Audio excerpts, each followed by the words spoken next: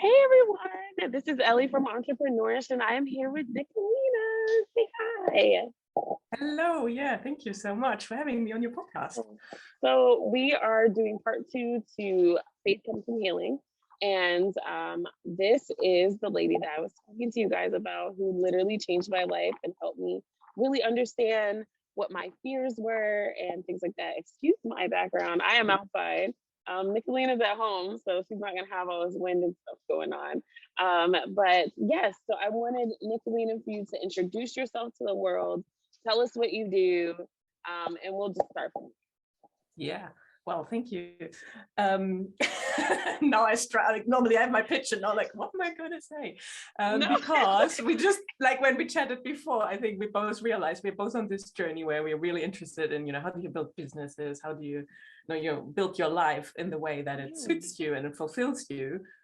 But you can't do that without growing on the inside. And that's pretty much been my own journey. And that's also what I do now is, yes, and we can talk about the entrepreneur-ish side, right. But there's this whole other aspect, which is,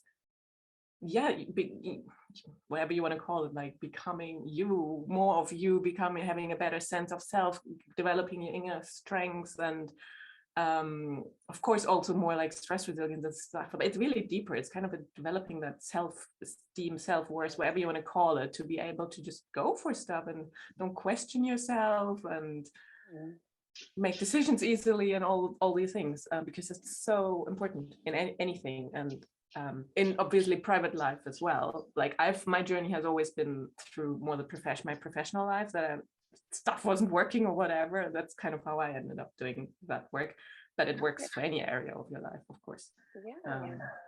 I know for me, the reason why I was like, yeah, okay, let's go ahead and do this healing is because, I was going through some major transitions in my life, relationship wise, with my mom and with my previous relationship ending. And then also I was trying to work, and I had moved to a whole nother area, and I was just like, you know what, maybe I do need to heal a bit. I think a lot of us take so much on our shoulders, and we just keep trying to push through, that we don't take that time to do that inner work and to really, really look into what's bothering me, what's going on. And so, like I said, I did 2 sessions with Nicolina, and we talked about that. We talked about what's bothering me and doing that inner work, and it really, honestly, changed my life. So I really wanted to know, what is a healing coach, and like, how did you get started? And how did you like really honestly even find this line of work and really get into it? What motivated you? Yeah, thank you. Honestly, it kind of one thing leads to the other, isn't it? So I've been interested in personal and professional like development and spiritual development and all these things for more than a decade now.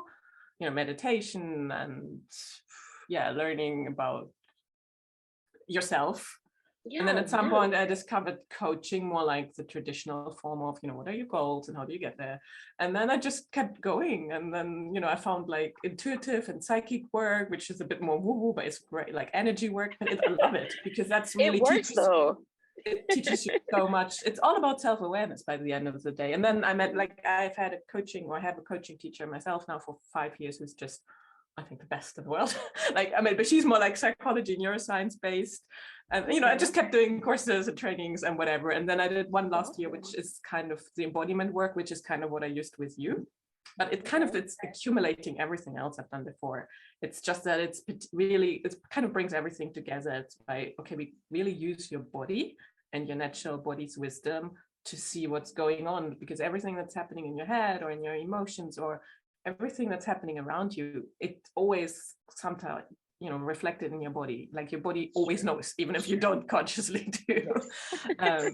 Exactly. And I know you experience that as well, and kind of by working with that, like you can just really, like, as you saw yourself, like shift things quite easily and quite quickly, because it's just a really deep state of consciousness and awareness, like working with your physical body. I don't know, I could talk about all the modalities. I think what I'm doing is a mix of psychology and energy healing and body work, and I don't even know anymore. I just do whatever comes. I just follow the flow. I'm like, okay, let's do it.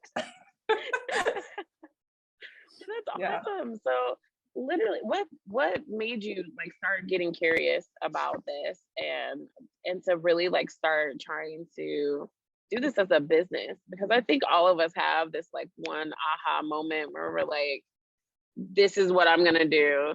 This is my life's calling. How did I kind of like show up for you? To be honest, I'm actually not one of the aha moment. I'm not a breakthrough person. Okay. I'm still hoping one day I have this. Okay, no, that's it. Okay.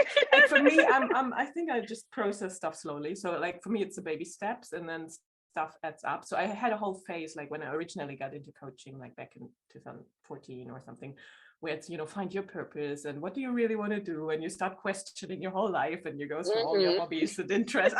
You possibly did the same. I don't know. Yes, all of us do this. Because I've done that. What are you gonna do with your life? And you're like, I don't know. I don't know. Exactly.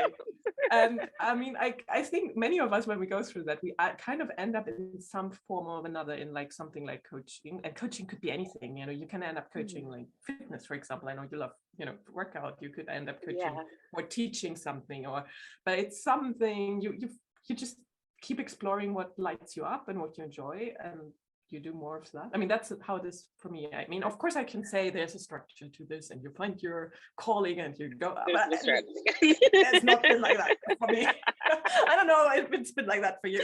No, it really hasn't. Like I never thought podcasting was going to be my thing, but then everything just kind of kept pointing towards podcasting.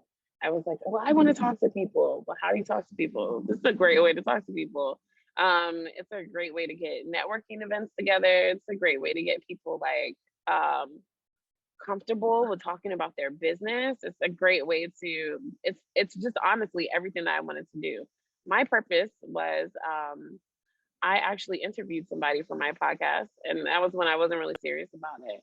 And I talked about her business, and I just thought, oh my gosh, she's gonna do so well. Like I love her products. I love the meaning behind it, things like that. And then she ended up like taking her own life. And it was because she didn't feel like she was contributing to the world. And then I was like, this is my purpose. Like my purpose is to show people you are contributing to the world, because I just felt like, man, like maybe if I had hyped her up some more, but everybody kind of goes through that if they've ever experienced something like that, where they knew someone who just, wasn't going to continue.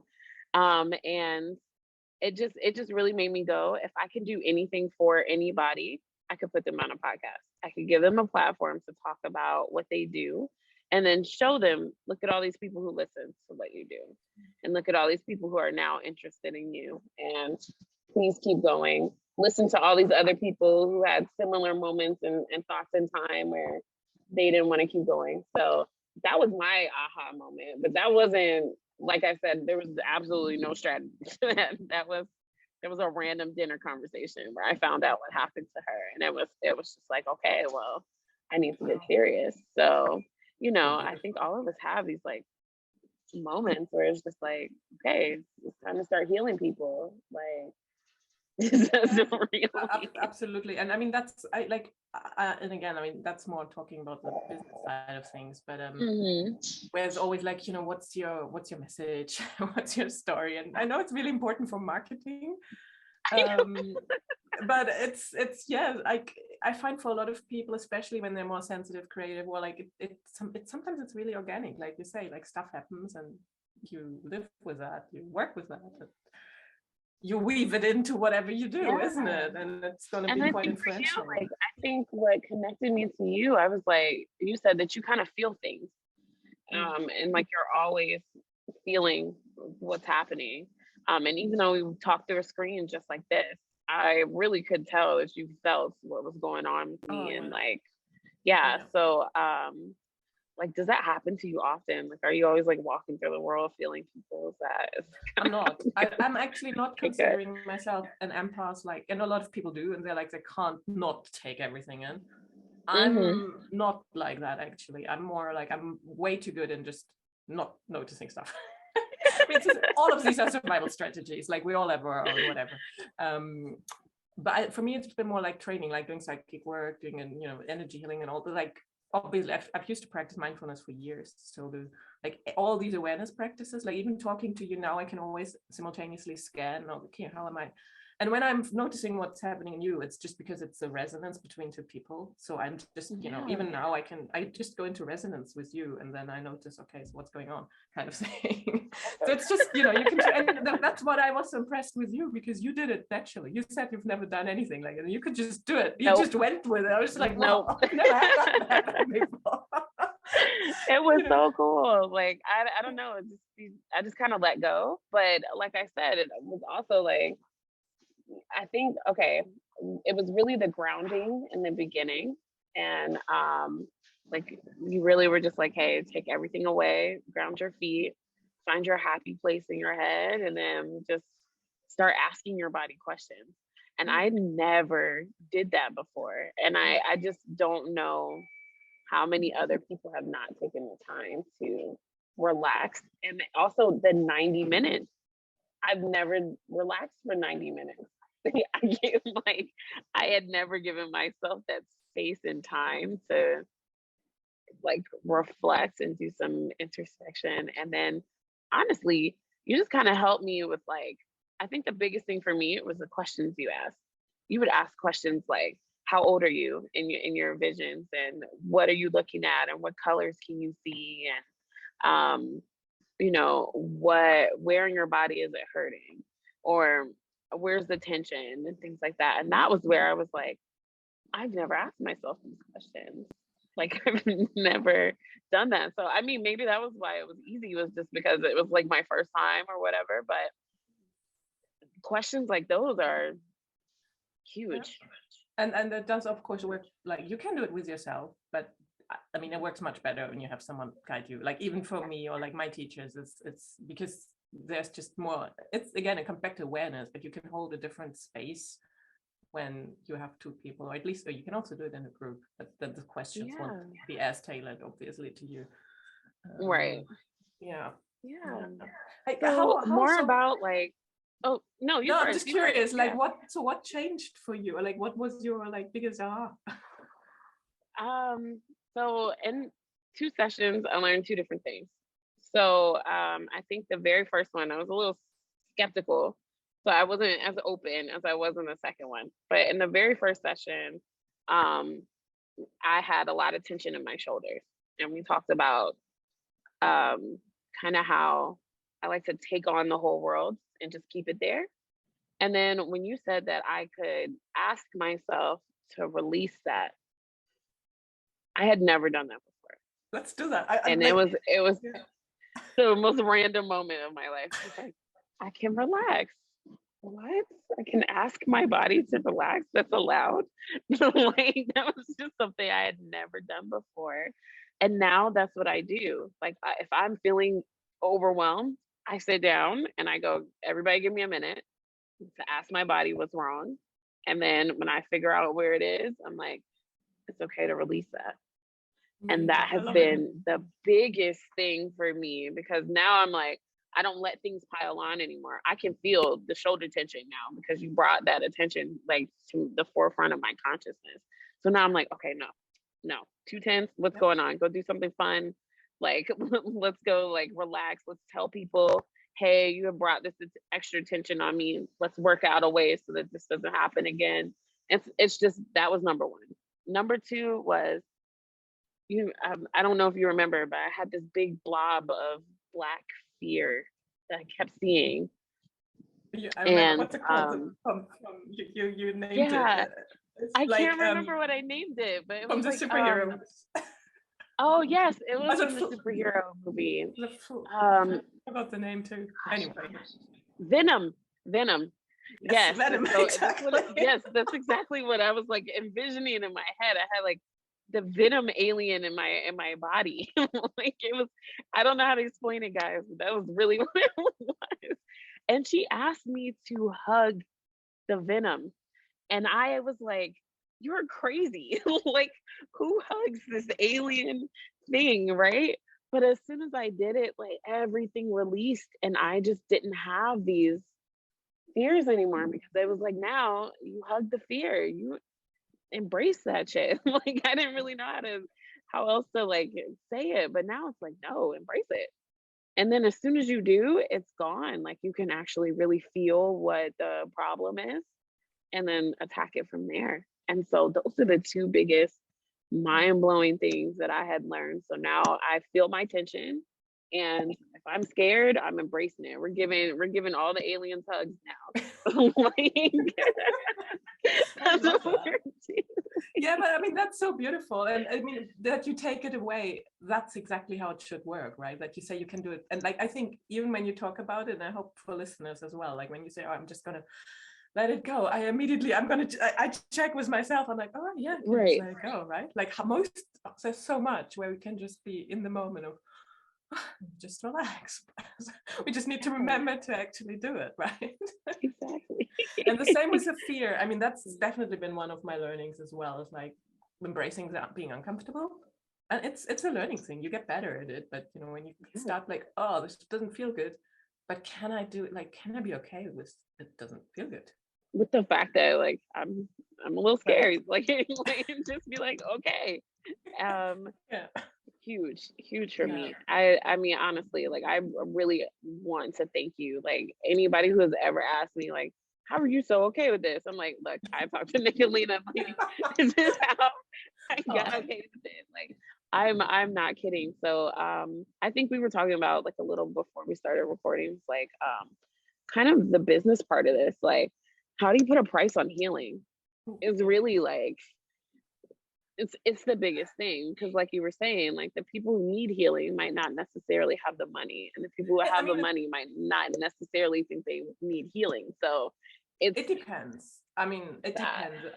And I mean, I know in my industry, I know what the rates are, and they can be quite high as well. I find actually healing, it goes across the board. Like you find people who have too much money, they can easily pay you. But you also have people, of course, who don't have much money. And I mean, we could chat about all sorts of reasons why that is. And because of course, you know, when you already don't have money, mental. you have extra stress on you, and that makes it even more difficult. And you know, that, so definitely. That's exactly where we started our conversation. So, yeah, and I mean, like, I'm obviously still exploring, but I'm like, in terms of practical, like, I'm aiming for a business model. Like, I'm still building my business, so I need to have certain amount of clients who can pay me my, let's say, higher price point rates, so that I'm then available to also have stuff for people who maybe can't pay that, or you know, even do concessions once in a while or something. Right. That's you know, because that's the other thing. It needs to be sustainable for, you know, the business owner, as well as, of course, whatever it is that you're producing or giving out, or your service, right? Like I'm sure it's the same for you. Yeah, it's definitely the same. I think that's my next hurdle. That's my next boundary, is to like embrace that fear of me asking people to pay for me. I think that's like, it's something that I'm still working on, so right? It's my wall right now, where I'm like, I noticed. That's what I meant. Like, I love to, I mean, I do, of course, do work all sorts of stuff, you know, like with, like, could be personal relationship and trauma and everything, like health, like, you know, eating disorders, whatever. But I do really like to work with career and business stuff, because exactly what you just said, like, you can, like, I don't know if you felt it, but you can actually feel that there is this, I can't you can feel where this, right? And you're like, it's like literally, we go past this I'm wall. talking normally, and then all of a sudden it's like, I don't really know what to say now. Like, that's again another one of those things where I'm like, oh no, that's a barrier for you, because you stop talking. You don't have anything to say on that level. And so what kind of got you? Yeah, see, that's what I'm gonna work on. Like, as soon as we get off this call and I get home, I'm gonna go release that, guys. Like, we're gonna go get rid of that, because this is part of being a business. Yeah. And I think, I mean, how'd you get past it? Like, because I know you're still like, I mean, you have priced yourself. So how'd you get to that point where you're like, this is it, this is my price? It's both. I mean, obviously, like you just said, you have to get comfortable with it. And whenever you change your prices, you might have to do that again. Do it again, right? But of course, I mean, you can also look at like what other people in your industry are doing. Very simple, right? Yeah. Like, I mean, you can do the whole marketing thing. Like, okay, so what am I envisioning? Where do I want my money to come, and what do I need to, reach this target, and blah blah blah. I mean, that's all important. Right. The part where the inner work then becomes important is exactly what you said. Can you always like, can you action Right. on it, right? Can you actually make it happen? Because otherwise all the strategizing is not going to lead you anywhere. Yeah, you got all the strategy. It doesn't matter. Like, it's just in your computer, But yeah, so I mean, I like, yeah, like for example, for you, I think your main thing is a podcasting. So I guess that would be the questions like, what are other people in my industry doing? Like, let me start. And of course, usually when we start out, we start lower because we're still learning. I mean, it's normal, right? And then we're gonna break that barrier and move it up. Like, we're just gonna keep moving it up. And I think, honestly, but I wanted to get started, because you have to be a business. You have to charge something and receive payments. So I mean, that's also like, that is something I really like about building your own thing or something. It's because we all, in the broadest sense, we're talking about empowerment here. And I think if you are able to help someone to really make their own money in a way that they enjoy or that feels aligned to them, that's so empowering, right? Like, that is so hugely important for people to, feel like they're contributing in a valuable way. They're worth that. Like, that's really what it is. You're right. It's really empowerment. It's empowering yourself to be like, this is me. This is the price point. I'm not moving it. This is what it is. This is my worth. And honestly, I think we really don't take the time to define our worth or to be confident enough to show others I have a worth. Like, I know what I'm pricing myself as. And I always try to tell myself, look, Walmart is not afraid to tell you what it is, or gas prices in America. I'm not sure if you've heard about that, but like, they're not afraid to tell you it's $5 a gallon. It's the same like, here. they don't care, right? So I'm trying to tell myself, no, they are not afraid. You don't be afraid either. That's the price, and you go pay it if you need their services, right? You just go pay it. You change yourself to fit their price point. So I had to go, it's okay to make people work around you because you're worth it. Like, it's okay. I mean, and the same, especially if you provide something that people need or want, which that most of the people on the planet do, with very few. I mean, there are exceptions, but with everything. I mean, you're doing a disservice if, like, yes, you want to have it available, but you also you need, at the very least, you need to make sure you're resourced, because if you're not, you can't continue providing your awesome thing, right? Exactly. Yeah. Okay, so we have 5 minutes left. So I just wanted to give you a chance to kind of promote yourself, just like we were talking about. Where are you going in the future? Where can people find you? Services you offer, anything that you want the listeners to know. Yeah. Thank you. So I'm hopeful, like April, I'm meant to launch my own podcast. I haven't mentioned it anyway yet, but that's happening. It's okay. It's out there now. Yes, this is coming out in April. So there you go. It's called Building for Bliss, because it's all about how do you build a business that's hugely fulfilling in all areas. So, freedom, connection, money, and all that. Yeah, well, you can find me obviously with my name on social media, but also I do have a website. We're still just finding out if people need websites these day and age. It's nicolinaw.com, and if you go to nicolinaw.com/free-resources, I also have a few like free stuff. For example, checklists about how you can deal better with emotional overwhelm and things like that. There's also something for if you're feeling particularly sensitive and you're interested in being an entrepreneur. Like, why is it, that's a big thing for me, like, why is it for some people more difficult to just be like, hey, this is ABC, let's follow through and not get overwhelmed. Right, exactly. People are different and different personalities. Yeah, so you can check that out if you want. I think that's mostly it. Sorry? Yeah, okay. All right, so I'm gonna make sure that I'm gonna put in the video all of her information so you guys can see her Instagram and her website. And you guys can go support her brand new business in April. I'm so proud of you. And honestly, I just want to thank you for your work that you do, because like I said, you're changing lives. Like you literally changed my life. And so like if you're ever thinking, oh, I'm not really sure about if I should continue, think about me because that you definitely helped me. So you changed Yes, one life, so you can do it again. definitely. I just really want you to like know and understand that just because what you do is really honestly priceless. And whatever price you put on it, it's never gonna be enough. That's Like what I my just teacher really always says. it's never gonna be enough because you changing lives is priceless. Like the same way like we pay doctors and then they'll save your parents or something like that. You're like, I wish I could give you all the money in the world because that's what I feel like it is. It's kind of how I feel about like your business and what you're doing for people. It's like you are really opening those spots, those hidden places that we dare not go to, that we have to in order to keep moving and to walk and to, like we said, to heal. Faith comes from healing. Once you're healed, it's very easy to keep moving forward. Yeah. So And I mean, on a very last note, I mean, if you really want to take it to an even bigger level, what I like about the work is the more you heal yourself, the more you become at peace with yourself, and the less you will bring, violence or like anything into the world that's just like destruction into the world. yeah, Like the more you become wholesome yourself, which is healing really, the more you bring it out in the world. And I think we all need this at the moment, right? we definitely do. We need some healing in this world so much. Definitely. But yeah, so thank you so much, Nicolina, for being on Entrepreneur-ish. I'm Ellie, your host, and we'll see you guys next time.